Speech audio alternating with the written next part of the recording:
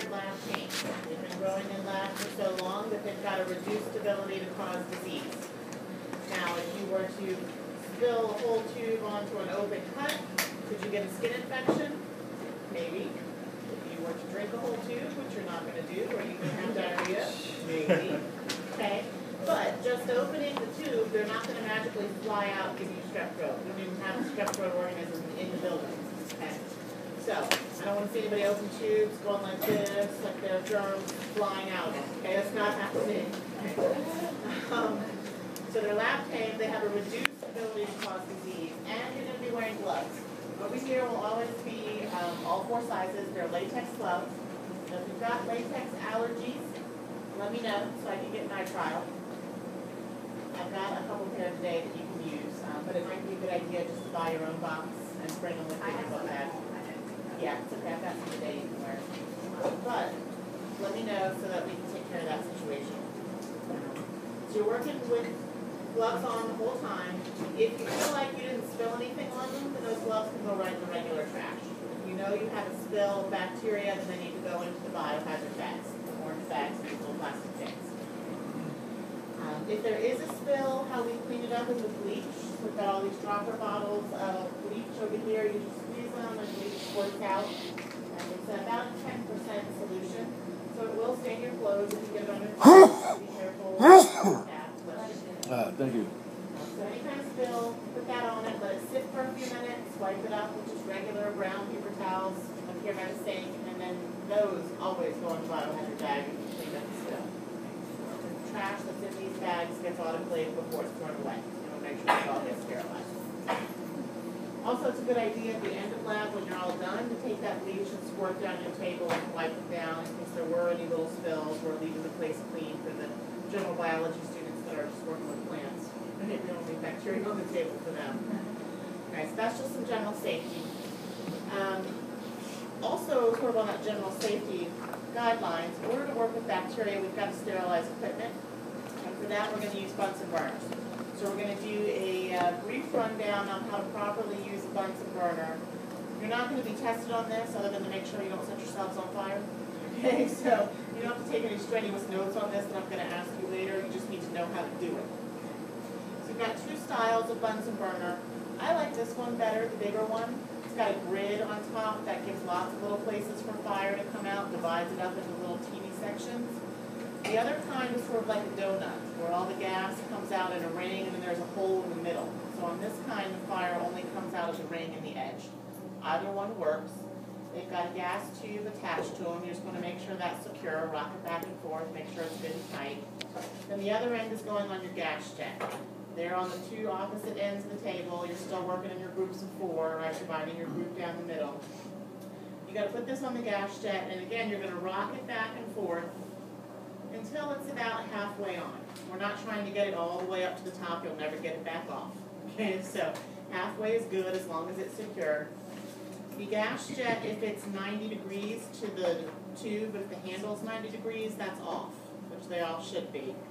Parallel is on, okay, and 90 degrees the other way is off. Okay, so it doesn't matter, as long as it's pointed in the opposite direction from the tube, it's off.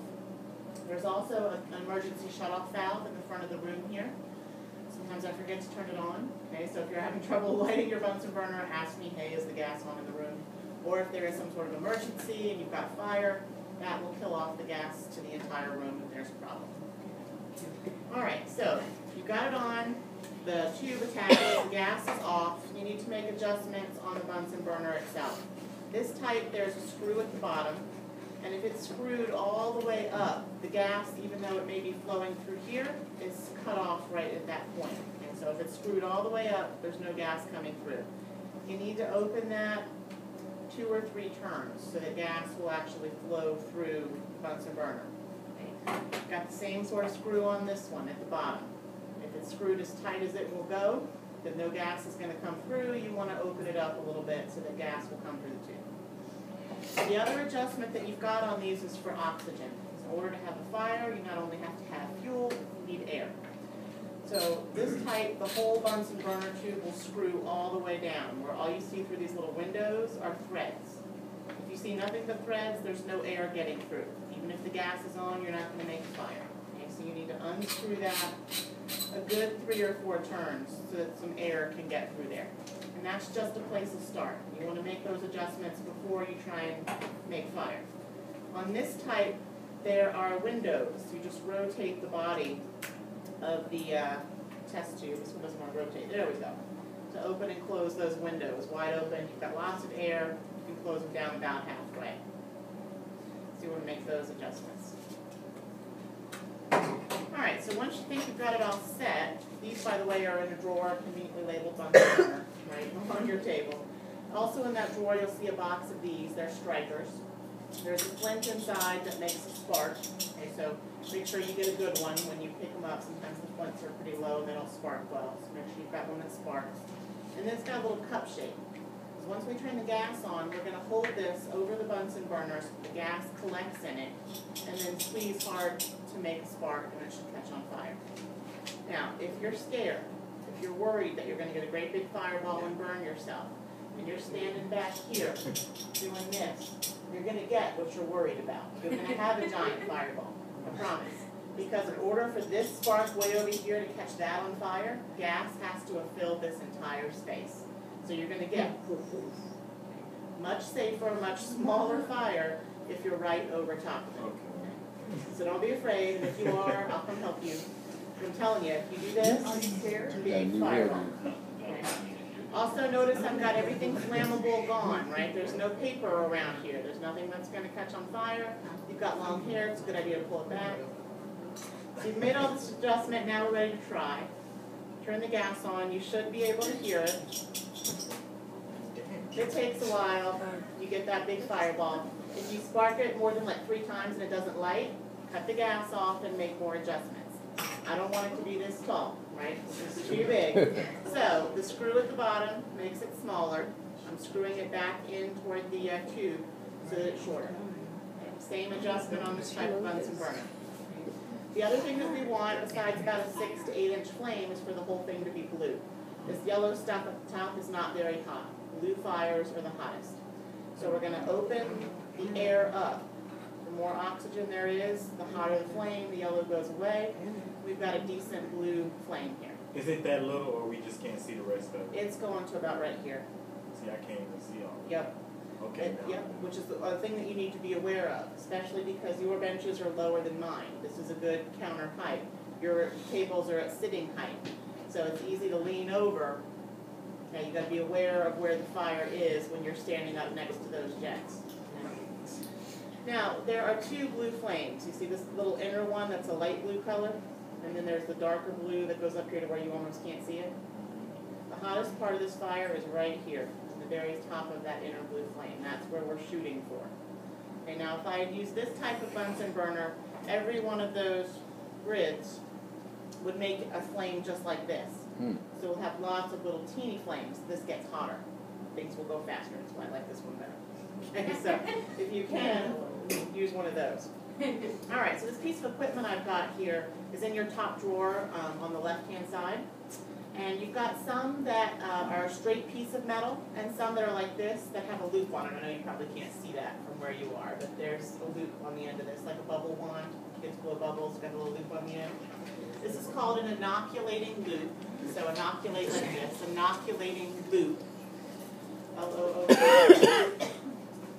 This is what we're going to be using today to move bacteria. So it's used for moving bacteria from one media to another. Find one that has a loop on it. You don't want the straight one. And a lot of times when you get them out of the drawer, they're all bent up. Right? Go over and put them back. Put them in there crooked. Perfectly fine. Just straighten them up with your fingers before you get started. Make sure they're relatively straight. So that's the equipment that you need. You got your Bunsen burner set. What we're doing in Lab 7, here's where your visible notes start, right? With the inoculating loop. You're going to be inoculating media. You're going to be moving bacteria from a stock culture to a new tube. Or, yeah, new tube is a good way to say it. Moving bacteria from stock culture to a new media. All right, so stock culture is a culture saved for future use. It contains only one kind of bacteria. It's a culture of only one kind of bacteria saved for future use. Is sewage here? Yes, it is. I didn't get any of it. It's got only one kind of bacteria in it, making it a pure culture. And it's saved for future use. Stock culture is saved for future use. It is also a pure culture in that it only contains one kind of bacteria. So we've got a whole rack of them up here. There's lots of tape on them with the names of the bacteria they contain. These are all stock cultures. Okay. So our lab manager made these for you, put them in the fridge for us so they're going to feel cold, so that they'll be ready for you to go to use this morning. So this is your stock culture you get from me. It's got only one kind of bacteria in it, and you're going to be putting it into the tubes you made last time. So this is Bacillus subtilis, the stock culture of that bacteria. You're putting it into one broth tube and one slant auger tube. Okay. So for each, they're all in here. They all got mixed up. Okay, so it's fine. Just pull one of each. Yep. But these are the ones you made. Okay, so you're inoculating. You're moving them from here to here. Now, in order to do that, we're going to use aseptic technique. Aseptic technique is a set of procedures that will help you maintain pure culture. Aseptic technique is a set of procedures that will help you maintain pure culture. Set of procedures to help you maintain pure culture. What that means is we want the only bacteria that makes it into this tube to be the one that's in this tube. Right? We want Bacillus to be the only bacteria that gets in here. We don't want any contamination from any bacteria or fungi in the room getting into this new tube. Okay? So we're going to maintain our pure culture. So we're using our inoculating loop, right, to move the bacteria. So first step of aseptic technique, you've got to flame this loop to sterilize it. So step one, flame the loop. Remember, we're aiming for the hottest part of the fire, that inner blue flame.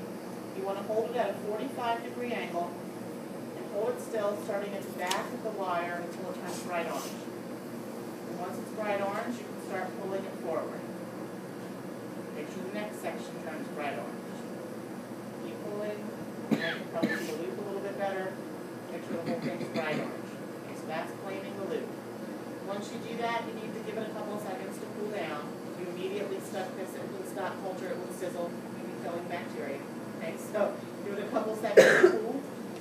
Things to avoid, you're certainly not going to blow on it. Bacteria in your mouth will contaminate all the hard work you just did. You don't want to shake it like you would a baby thermometer either. Okay, so again, bacteria in the room, you want to minimize the risk that they get on the edge of the loop. You don't want to set it down. If it touches anything, you got to do it again. You accidentally scrape the table or your books. Okay, so hold it up, just let it cool off for a couple seconds. That's step one, flaming the lid. Step two, you got to get the lid off of the stock culture and get the bacteria out. So hold the loop like you would a pencil, like you're going to write with this, in whatever hand you write with, right or left. You want to hold the stock culture with your pinky of that hand. You'll have gloves on when you do this. So hold the lid still with your pinky of that hand and use your other hand to turn the tube so that that lid stays in the tube. You don't want to set that down on the table. You don't want it picking up contamination. I know you've got lab partners to help you right now, but you're not always going to have people to help you, so you need to be able to do this yourself. Okay, so one more time. Lid still. Use the other hand to twist the tube. Take the lid off. All right, so step one was flame the loop. Step two, now that we've got the lid off, flame the opening of the stock culture. We're going to pass it through the Bunsen burner 2 or 3 times. And I'm just going to put the lid back on so I can talk to you. Okay. So step one was flame the loop. Step two, flame the opening of the stock culture. Notice I held it at the end of the tube so that my fingers are away from the fire, right? But after you take the lid off. After you take the lid off, you just pass it through 2 or 3 times. I've done it 3 just to show you, but all you've got to do is that, and you're done. The reason to flame the opening of the stock culture, it kills any bacteria that are on that rim, number one. And number two, it heats up the air on the inside of this tube, all that air space. And hot air, does it rise or does it fall? Rise. Rises. So now we've got warm air coming out of